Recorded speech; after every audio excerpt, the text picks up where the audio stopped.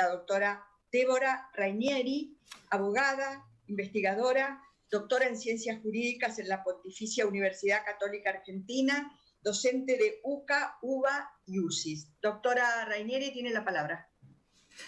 Muchas gracias, buenas tardes. Agradezco la invitación para contribuir como humilde ciudadana a la convocatoria que me han realizado, tal como lo he hecho también en el 2018 ante la Cámara de Diputados y de Senadores y hace pocos días ante la Comisión de Diputados. Me remito a esos argumentos que han quedado registrados. A esta altura de la discusión, me permito llamar la atención sobre algunas afirmaciones que han quedado asentadas a lo largo de estas jornadas. En primer lugar, que la vida humana, cada vida humana, se inicia en la concepción, según la biología, como ha señalado la doctora Kebelmacher, en biología, genética, dato tan indiscutido que en el año 2002 la revista Nature escribió un artículo titulado Tu destino desde el día 1, mostrando lo que sucede desde la concepción. Sabemos que la revista Nature no tiene ningún carácter confesional. Frente a tal dato de la realidad, el derecho, y aquí deberíamos preguntarnos qué entendemos por derecho, que consiste en dar a cada uno lo suyo, por lo menos hace 25 años que eso enseño en las aulas de la universidad, no le queda otro camino que reconocer a esa vida humana como persona y por tanto sujeto de derecho. Esta realidad es lo que ha llevado a los constituyentes, a los legisladores de 1990 a esbozar la declaración interpretativa y además colocar como esa declaración con rango constitucional en 1994, además del artículo 75, inciso 23, que manda a proteger a la mujer embarazada. Del mismo modo, en el 2015, a los legisladores del Código Civil y Comercial a través del artículo 19. Todos estos argumentos han sido harto tratados durante todos estos días. En segundo lugar, nuestro derecho distingue a las personas de las cosas. No hay una entidad intermedia. Si el ser humano en el inicio de la vida humana, en el inicio de la concepción, no es persona, ¿qué es? ¿Es una cosa? ¿O acaso diremos que es de menor jerarquía que la orangutana Sandra, a la cual se le ha declarado persona no humana? En tercer lugar, la Constitución del 94 estableció en los tratados con jerarquía constitucional. Y aquí debemos distinguir de estos tratados de los tratados que no tienen jerarquía constitucional. En el sistema adoptado resulta claro que estos tratados y convenciones integran la Constitución, son la Constitución misma. Y esta interpretación es indiscutible por cuanto fue la intención del reformador constitucional. La misma Constitución define que los restantes tratados tienen jerarquía superior a las leyes, pero inferior a la Constitución. La norma constitucional los define como complementarios de los derechos y garantías por ellos reconocidos, y lo complementario es lo que perfecciona, lo que lleva algo a su plenitud. Y en cuarto lugar, se exige un procedimiento especial y mayorías severas iguales precisamente a aquellas impuestas para la sanción de la ley que declara la necesidad de la reforma de la Constitución, argumentos tratados a lo largo de esta mañana. En cuarto lugar, todo el resto del orden jurídico acompaña a este orden convencional y constitucional. ¿Cómo respetar el derecho a la vida del niño en el seno materno si no se prohíben las conductas que atentan contra su vida? O mejor dicho, no contra su vida, porque la vida ya existe desde la concepción, sino contra el derecho a nacer. En quinto lugar, este proyecto de ley se asienta sobre una falacia muy peligrosa que nos hemos cansado de escuchar a lo largo de estas jornadas. ¿Podemos decir que es lo mismo el derecho a la vida que el derecho a la autonomía de la voluntad? ¿Estamos hablando de dos derechos de igual jerarquía similares? ¿Desde cuándo en la Argentina la autonomía de una persona puede legitimar para matar a otro? En sexto lugar, no hay razones lógicas ni claras para distinguir que no hay derecho a nacer antes de la semana 14 y sí después de la semana 14, aunque con ciertas restricciones como la ampliación de causales. De hecho, nótese que de aborto no punible del Código vigente se quiere pasar a un derecho al aborto por causales desde la semana 14 hasta antes de nacer. Y a propósito de este tema, ninguno de los que proponen este proyecto ha logrado responder a las múltiples preguntas que se les han realizado sobre la posibilidad que da esta ley para que se realice un aborto hasta antes de nacer bajo las causales establecidas, salvo el doctor Sebastiani, que todos escuchamos con bastante asombro la descripción de lo que se hará. Saben ustedes muy bien que el aborto por nacimiento parcial, incluso Estados Unidos lo ha prohibido.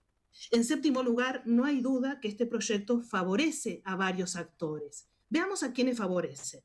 A los organismos internacionales que hace tiempo quieren esta ley. Recuerdo cuando en el 2018 se desaprobó, no se votó en el Senado, los carteles en los grandes países industrializados que tienen aborto ponían en sus marquesinas: Argentina logró detener la presión internacional.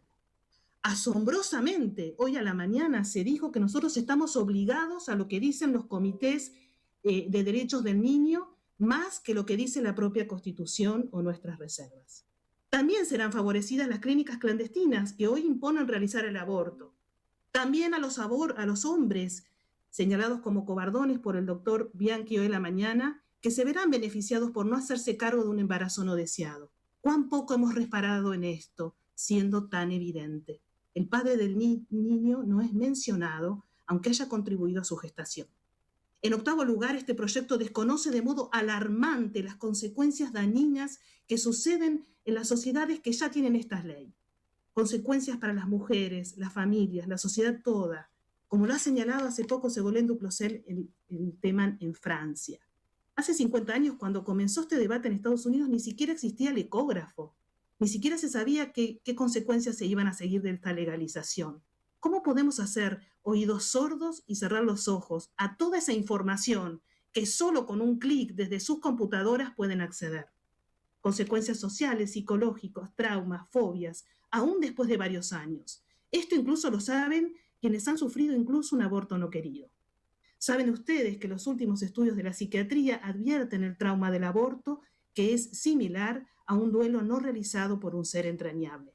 Negar, mentir y quitarle entidad no borra esa realidad.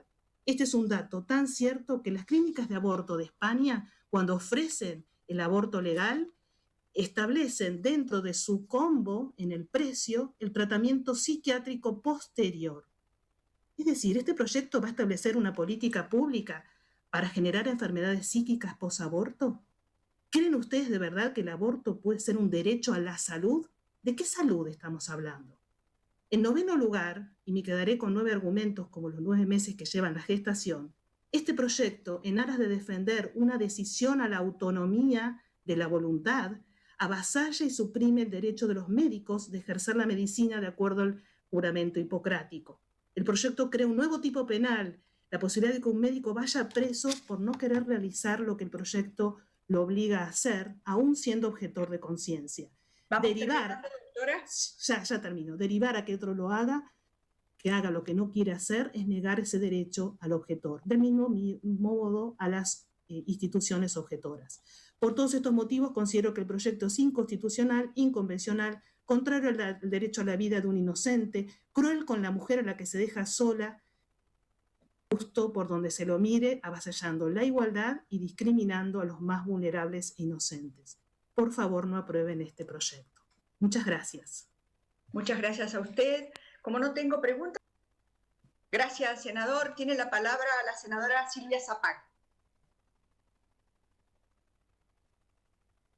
Gracias, presidenta, expositoras, expositores, buenos días, buenas tardes. Es para Débora Ranieri la pregunta. Si estás tan segura de que realizarse un aborto a una mujer le trae tantas consecuencias psíquicas y traumáticas como lo ha aseverado, si ha evaluado en algún momento que el aborto en realidad es liberador para las mujeres y lo que trae esas consecuencias psíquicas y traumáticas es el miedo a perder la vida, el miedo a ser objeto de una práctica que la dañe, es el miedo a quedar invalidada y a ser criminalizada. Muchas gracias, presidenta. La palabra ahora a la doctora Ranieri, que también tiene varias preguntas de la senadora Zapac, de la senadora Sagnún y de la senadora Elías de Pérez. Tiene la palabra, doctora Ranieri. Muchas gracias. Gracias por las preguntas. En primer lugar, a la senadora Zapag. Es muy inteligente su pregunta porque, sin lugar a dudas, una de las hipótesis respecto a los efectos que el aborto produce en las mujeres, sobre todo los efectos psíquicos, podría estar dado por la clandestinidad o la ilegalidad o todos los argumentos que usted muy bien señaló. Justamente los análisis de los efectos que el aborto genera en la mujer, a los que me he remitido, son en aquellos países en el que el aborto es legal hace más de 50 o 40 años. El caso de España. Me permito remitirles, si quieren, un estudio muy detallado en Finlandia sobre la relación aborto-suicidio y otras causas de enfermedades psíquicas que, siendo el aborto legal, están registrados sistemáticamente estos problemas.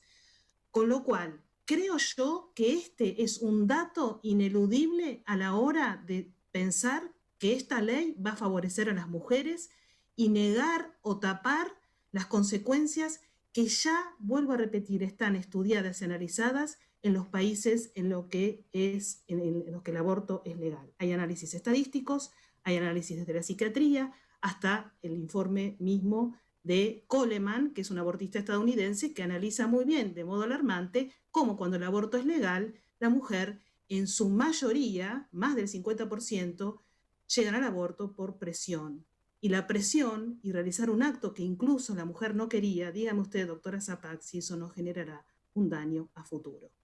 Con lo cual, les pido encarecidamente que estos datos no los dejen de conocer.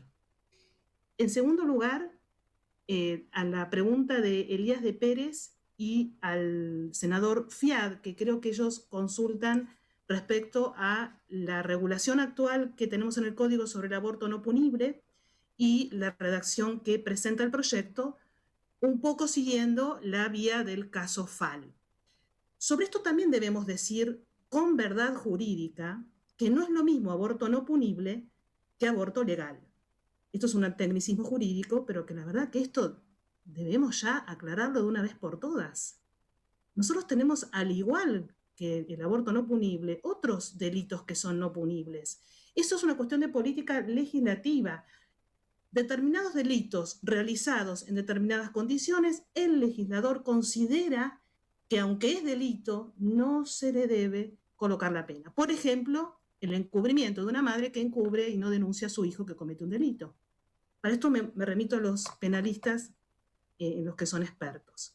¿Qué hizo el caso FAL? Convirtió este aborto no punible, que debe ser juzgado por el juez caso por caso, si encuadra en este tipo penal, para no poner la pena, en un derecho exigible ante los médicos. Ese es el error que cometió FAL y que ya hay abundante doctrina que se ha encargado de criticar y demostrar la falacia que este caso originó. Del mismo modo, este proyecto, fíjense ustedes, sutilmente cambia la palabra aborto no punible por derecho al aborto por causales, y no es menor esto. En segundo lugar, considero que la causal de salud que agrega este proyecto de salud integral es uno de los elementos más peligrosos para el pedido de lo que puede pasar con esta ley de aborto hasta el 9º mes por causal de salud, si tenemos en cuenta el concepto de salud de la OMS, salud integral, salud psíquica, social, depresión, pobreza. Todos estos argumentos pueden ser dados por una mujer que en el 8º mes, 7º mes, vaya a un médico y le diga que bajo esta salud integral pide el aborto y el médico deberá realizar, que en este caso será inducción al parto, y dejar morir al bebé en la sala de parto. Seamos sinceros. ¿De qué estamos hablando cuando hablamos de esta causal? Les pido que vean las últimas estadísticas en la ciudad de Buenos Aires con la aplicación del protocolo nacional, y esta causal de salud integral ha sido la causal mayormente aplicada para la consecución de los abortos con la aplicación del protocolo, en mujeres entre 25 y 30 años de clase media. Eso es lo que está pasando hoy en la ciudad de Buenos Aires, bajo esta causal. Y por último, la de la violación. Coincido con lo que usted advirtió, el senador Fiad, respecto a la formulación de este artículo. Si el embarazo fuera producto de una violación, en este caso se debe garantizar la práctica con el requerimiento y la declaración jurada de la persona gestante ante él o la profesional de salud interviniente, y no da lugar a que se denuncie al abusador y al violador. Respecto de las menores de edad, si bien el dictamen que salió reformado da la posibilidad de la denuncia ante el Poder Judicial, ahí está todo el problema que ustedes saben muy bien respecto al consentimiento de la menor, a la autonomía de la voluntad, y que ha sido explicado sobre todo por los especialistas en el derecho civil y derecho de familia, como lo ha hecho la doctora Basset. Con lo cual, estamos ante, me atrevo a decirlo, un proyecto de ley que permitiría el aborto a libre demanda, bajo las causales encubiertas que se pueden dar aquí, hasta antes de nacer. La misma Corte Suprema, en el caso Fall, les pido que lean esos argumentos, dice en un momento: sabemos que muchas mujeres irán a pedir el aborto con la excusa de que han sido violadas. Sabemos que pueden muchas mentir, o sea, fraude, pero no nos importa. De todos modos, no vamos a exigirle a estas mujeres que hagan la denuncia policial. De esto estamos hablando.